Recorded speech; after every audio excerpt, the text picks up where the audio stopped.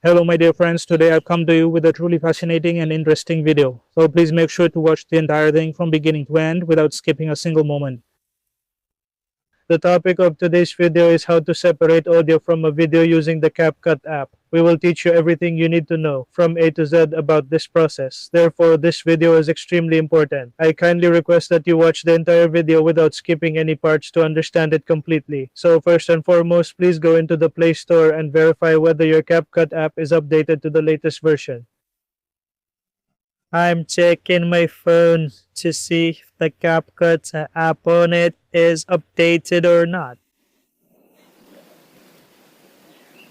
Yes, the CapCut app is already updated on my phone, so I'm all set. Now I'll go straight into the CapCut application itself. What you need to do next is create a new video. You'll see a plus icon there, right? Go ahead and tap on that. Once you've entered, you can then select any video you want from here.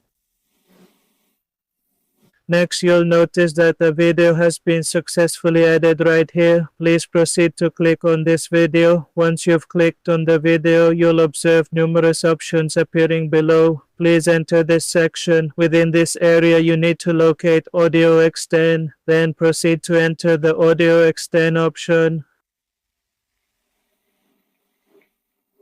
Alright, I'm going to access the audio extend option right here. Once I've entered, you'll observe that the audio track has become completely separate from the video.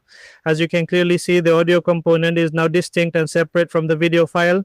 Now, should you desire to remove any specific segment or portion from this audio track, you will find it quite simple to do so right from here.